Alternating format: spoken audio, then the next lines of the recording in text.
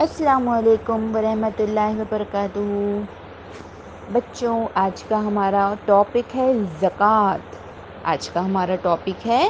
زکوٰۃ۔ بچوں، اسلام کا چوتھا فریضہ زکوٰۃ ہے۔ قرآن پاک میں بہت جگہ نماز کے ساتھ زکوٰۃ دینے کی تاکید آئی ہے۔ ہم کو اس سے غافل نہیں ہونا چاہیے۔ جس کے پاس 100 روپے ہو، اس کو 2.5 روپے زکوٰۃ غریبوں کو دینی چاہیے۔ اگر سب لوگ اپنی زکوٰۃ دیتے رہیں تو مسلمانوں میں کوئی غریب نہ رہے۔ ہم نے اپنے اصولوں کو چھوڑ دیا اور ہم دوسروں کی طرف دیکھتے ہیں، حالانکہ یہ سب طریقے اللہ سے دور لے جانے والے ہیں۔ ہم صرف چند آیتیں قرآن مجید سے نقل کرتے ہیں۔ مسلمانوں کو اللہ تعالیٰ حکم دیتے ہیں، سورہ بقرہ پارہ نمبر 1 آیت نمبر 43، نماز قائم رکھو اور زکوٰۃ دیتے رہو۔ بچوں، زکوٰۃ ہمارے یہاں نبی صلی اللہ علیہ وسلم سے پہلے دوسری امتوں پر فرض تھی۔ حضرت عیسیٰ علیہ السلام کا قول سورہ مریم میں قرآن مجید میں بیان فرمایا ہے۔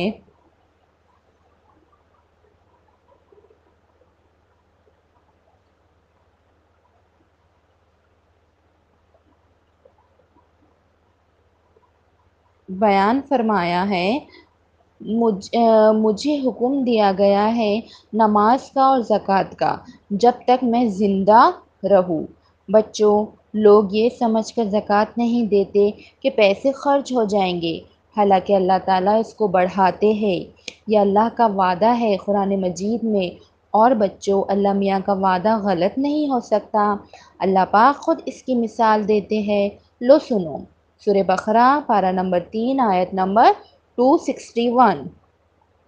جو لوگ اپنے مال اللہ کی راہ میں خرچ کرتے ہیں، ان کی مثال ایسی ہے جیسے ایک دانے کی حالت میں جس میں 7 بالی اگائی ہو اور ہر بال میں 100 دانے ہوں، اور اللہ یہ زیادتی جس کو چاہے دیتا ہے، اور اللہ تعالیٰ بڑی وسعت والے، بڑے علم والے ہیں۔ بے شک بچوں، اللہ تعالیٰ نے اس مثال میں ہم کو بتایا ہے کہ جس طرح ایک اناج کا دانہ زمین میں بویا جاتا ہے اور بظاہر یہ معلوم ہوتا ہے کہ وہ دانہ زمین میں دفن ہو گیا، لیکن اللہ تعالیٰ اس اناج کے دانے میں سے ایک پودا پیدا کرتے ہیں جس میں 7 بالی ہوتی ہے اور ہر بال میں تقریباً 100 دانے ہوتے ہیں۔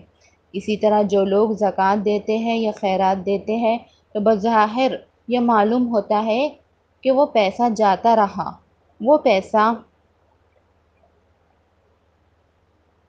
جاتا نہیں، اللہ تعالیٰ اس پیسے کو کئی گنا کر کے اس آدمی کو واپس کرتے ہیں۔ بچوں، تم نے دیکھا کہ مالدار ہونے کا یہ کیسا اچھا طریقہ ہے، اور ساتھ کے ساتھ اللہ تعالیٰ کی رضا بھی، گویا آم کی آم اور گٹلیوں کے دام۔ جزاک اللہ خیر۔